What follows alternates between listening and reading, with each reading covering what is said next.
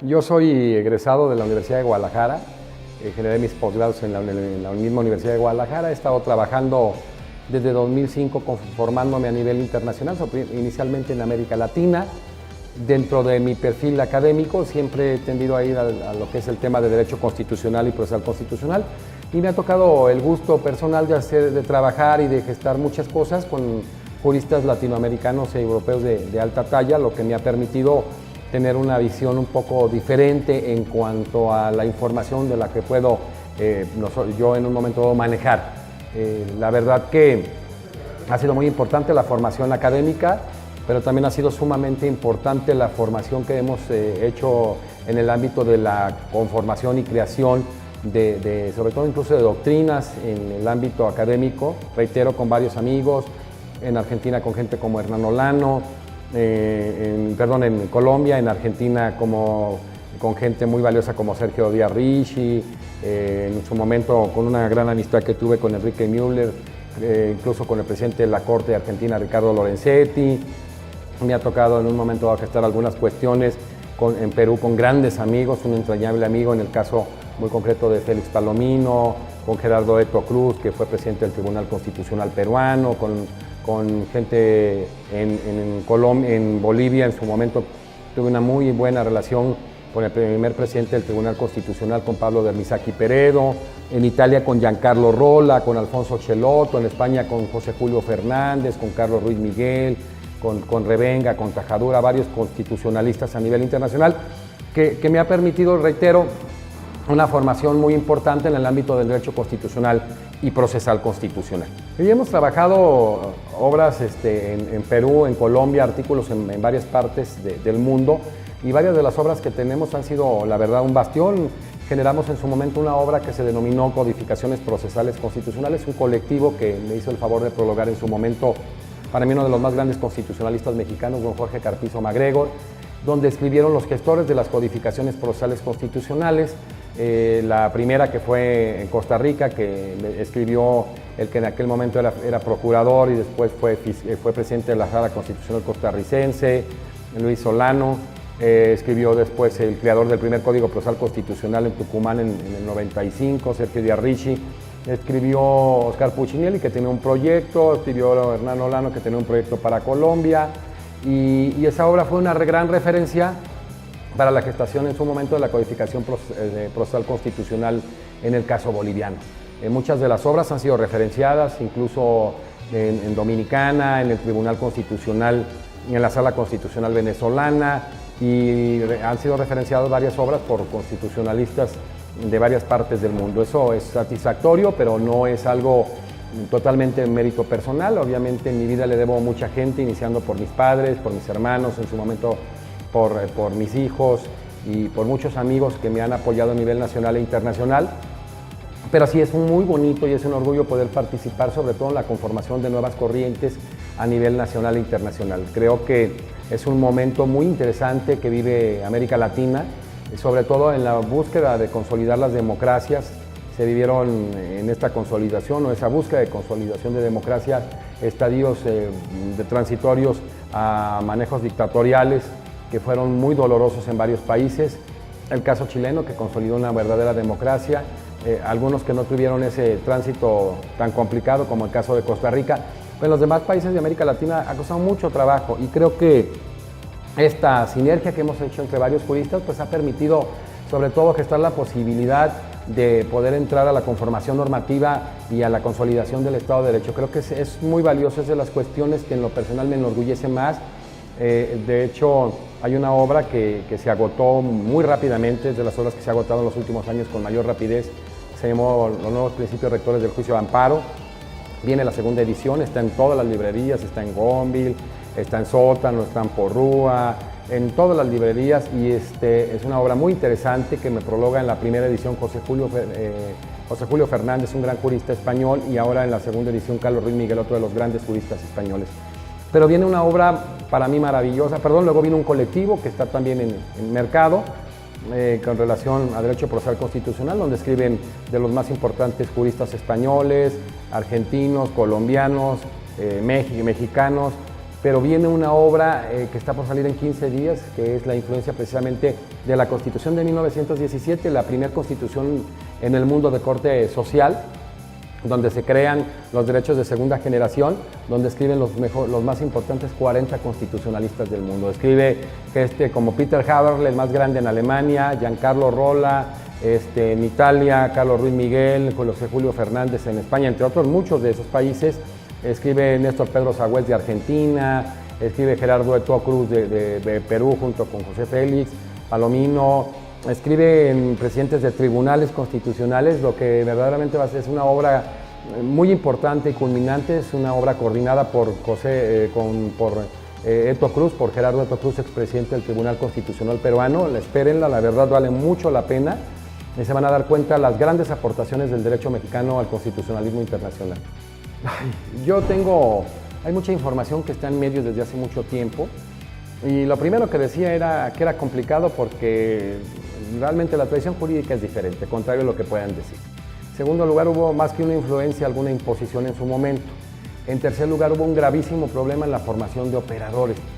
En cuarto lugar, no se inició con lo que es básico en este tipo de cuestiones, que es la generación de una cultura de la legalidad y darle una real información a todos los miembros de la sociedad. Yo en lo personal creo que no era necesario. El tema del sistema no es que el inquisitorio sea el malo y acusatorio bueno, sino que es ahí el posicionamiento del juez. Creo que podía haberse dejado el sistema manejando el aspecto complementario del derecho internacional de derechos humanos, es decir, el tema de seguridad y libertad con el artículo 7 de la Convención Americana de Derechos Humanos, el 8.1, el tema sobre el debido proceso de ley, el 8.2, lo que es precisamente la presunción de inocencia y las garantías mínimas, y la tutela judicial efectiva que maneja el 25 del mismo Pacto de San José. En lo personal, me angustia viendo que vienen contrarreformas, y el pensar, no soy una persona que pueda pensar que qué pasa que vengan extranjeros. Al contrario, yo de hecho he trabajado desde 2005 mucho con gente que me ha aportado en mi formación profesional muchísimo de varios países, pero sí que realmente no hay la más mínima sensibilidad para tomar en cuenta a muchos mexicanos que pues le han metido al sistema, que no soy un detractor, pero no soy un plenamente convencido. Y sí creo que es un momento muy interesante donde hay un repudio, incluso no nada más social, sino muchos de los gobiernos de los estados, y el miedo es que esto pueda irse al lado contrario, es decir, que se pueda gestar un sistema acusatorio que en la práctica y con la reforma sea más un sistema inquisitorio radicalizado. Sí creo que es importante que lo analicen. El tema de la prisión preventiva es muy delicado. Ya el ampliarse el catálogo de delitos graves va contrario al tema no tan solo de un sistema acusatorio, que los argentinos bien dicen, el caso de Gustavo Calviño, uno de los procesalistas argentinos más importantes, ellos lo consideran como una parte esencial de la consolidación de la democracia. Yo difiero, pero bueno, eso viene de América Latina, pero sí en un momento dado que se analice que estos temas se tomen con mucha sensibilidad y que no el mismo reclamo social nos lleve a generar normas propias de ese reclamo social. La sociedad es muy importante, pero no sabe siempre la sociedad lo que necesita. El debido proceso de ley, el tema de la internacionalización y constitucionalización del derecho internacional de derechos humanos es básico y esos parámetros deben de seguirse. No necesitan mucho, sino ese seguimiento. Creo que se han ido de un lado en donde pensaron ser garantes exclusivamente con el imputado y se olvidaron realmente de la víctima. Hay que manejar un equilibrio, lo que maneja el 24 de la Convención, la igualdad ante la ley, pero en ese equilibrio la presunción de inocencia no debe de dejar de ser el elemento básico. Entonces no puedo concebir que le den no tan solo gran importancia a la prisión preventiva, sino que se empiece a convertir poco a poco en una regla y se geste una expansión que verdaderamente geste una cuestión terrorífica en el estado de la libertad de las personas. No es fácil, no es difícil porque hay mucho talento en México. Yo he trabajado muy a gusto siempre con todos ustedes, que tengo muchos años participando con él y valoro mucho toda esta difusión que da del derecho hacia los jóvenes, son los más importantes. Yo lo que puedo aconsejar primero a los jóvenes, primero en ellos, crean en ustedes. No faltan maestros en las universidades que se acomplejan y que quieren, cuando ven grandes talentos, los restringen o les programan diciéndoles que no tienen capacidad. Crean primero en su capacidad. Ese es el primer punto. El segundo, amen el derecho. Es decir, Si verdaderamente no están enamorados del derecho, busquen otra opción. Pero si aman el derecho, se van a encontrar con una gran pasión, se van a encontrar con una gran emoción. Y en tercer lugar, no vean la ampliación en el tema del derecho internacional de derechos humanos para los temas de libertad, el temas de dignidad, el tema de la vida, todos los temas más importantes que hay, como una complicación. Véanlo como una gran posibilidad de algo que es fundamental. De nada sirven de derechos fundamentales o derechos humanos si no se pueden hacer efectivos. Luchen por eso, luchen desde el litigio, luchen desde el proceso de conformación de la norma, es decir, los que van a ser en su momento legisladores, luchen desde la función pública, luchen desde la docencia, desde la investigación, pero siempre luchen desde que son estudiantes, amen el derecho. Y un mensaje final, que realmente con este tipo de congresos que he organizado desde hace muchos años, que tengo el gusto de participar, cuando egresen de una carrera, van a dejar de ser estudiantes, pero se van a convertir para toda su vida, o deben de convertirse para toda su vida, en estudiosos. No nada más porque digan que el derecho cambia, caso de Couture cuando hablaba del decálogo, no, porque el derecho es tan vasto que tiene diversas implicaciones. La primera, tiene una gran vinculación con diversas ramas importantes como es la filosofía, la sociología, ya en el tema de psicología, un sinnúmero de ramas ahora en temas de especialización. Luego, la tendencia en la sociología urbana es ir hacia la especialización. Y la especialización no implica que reduzcan lo que van a estudiar, sino implica que van a estudiar alguna cosa con mayor detenimiento y buscando el mayor perfeccionamiento en su ejercicio.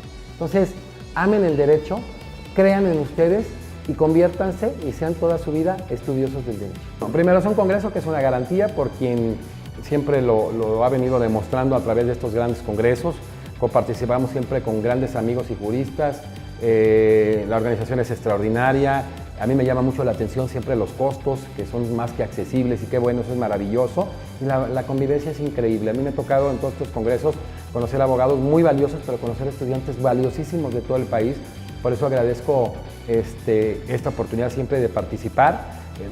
Vale la pena, ustedes lo saben, los que ya han ido, los que no han ido, pues saben que va gente de muy alta talla, juristas muy connotados, se han traído en estos congresos juristas nacionales e internacionales de los más altos niveles, y sí les aseguro que les va a servir de mucho en su vida y en su ejercicio profesional. Vale la pena, los esperamos en noviembre en Ixtapa.